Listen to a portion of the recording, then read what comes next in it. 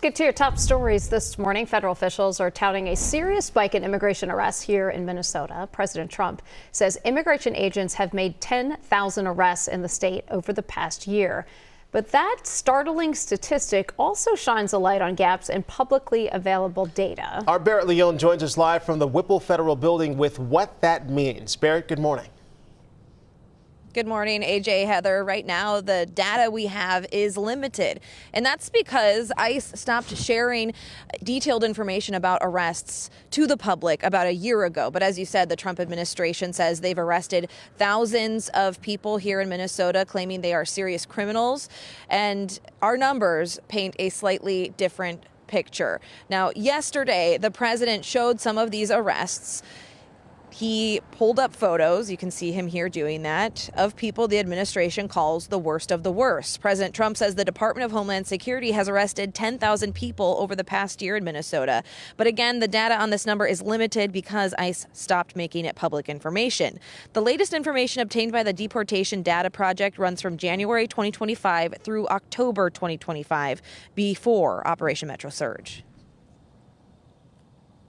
From January 20th to October 15th of last year, there were about 600 people with criminal convictions arrested in Minnesota.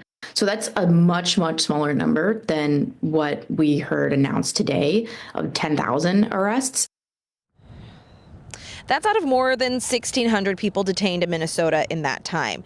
Nationally, the most recent data from 2025 shows about 66% of people arrested by ICE had criminal charges or convictions, but only 7% of those detained were convicted of violent crimes. Now, we also heard from the head of Border Patrol, Commander Gregory Bovino. He says his agency's goal of being in the Twin Cities is to make it a safer place. He adds that so far, everything his team, his officers have done has been done by the book. We're going to dig more into his comments coming up in about a half hour. That's a lot of different numbers that are being thrown out there, Barrett. Hard to tell when the data is not publicly available anymore. All right, we'll look forward to chatting with you at 6:30. Thank you.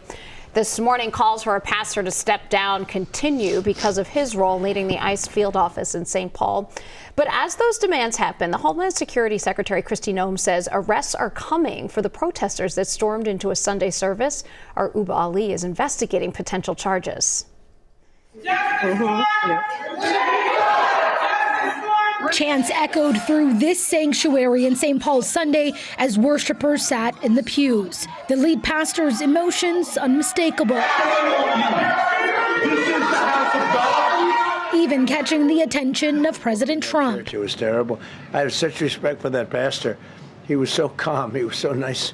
He was just accosted. But members of the Racial Justice Network and Black Lives Matter Minnesota and Twin Cities say it was justified. Is that there is a church of people that are being led astray. The group says Pastor David Easterwood also leads the ICE office in St. Paul. DHS would not confirm that, but WCCO found footage of David Easterwood doing a sermon back in April. He also stood beside DHS Secretary Kristi Noem during a press conference in October. David Easterwood's dual role as a pastor and as the director of the ICE office is a most definite conflict of interest, and it cannot stand. City's church leaders say what happened inside the sanctuary was shameful and unlawful, saying in part they accosted members of our congregation, frightened children, and created a scene marked by intimidation and threat. For people who are saying, oh, they shouldn't protest in the church, what do they think Jesus did when he turned over the tables in the church? Attorney General Pam Bondi promising a federal investigation. So, you know, Pam Bondi, you want to come and arrest me? You want to come and give me charges? So be it. The assistant attorney for civil rights is looking for potential violations of the FACE Act, a 1994 federal law making it a crime to block access to places of worship. Uba Ali, WCCO News. So leaders of that protest say they have not been contacted by any federal agencies or by the St. Paul police. A spokesperson with St. Paul says that there is an ongoing disorderly conduct investigation.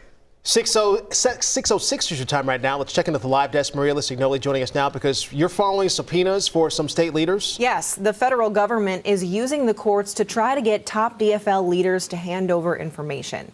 Yesterday, the Justice Department served subpoenas to the offices of Governor Tim Walz, Attorney General Keith Ellison, Minneapolis Mayor Jacob Frey, and St. Paul Mayor Kali Herr.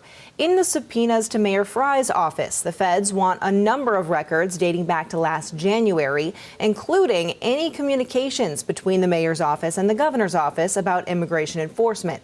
Now, subpoenas are not criminal charges. Attorneys tell us they are the beginning of a fact-finding process. The subpoenas also do not mean the officials are under federal investigation.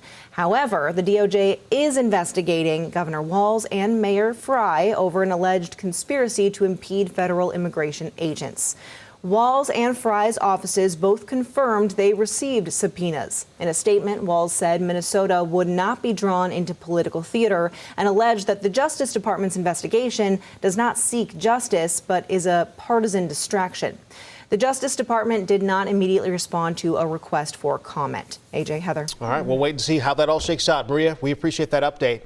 A well-known name and voice in the Twin Cities is joining the race to represent Minnesota in the U.S. Senate. Michelle Tafoya. She has filed to run for the seat of Senator Tina Smith. This is according to federal election filings.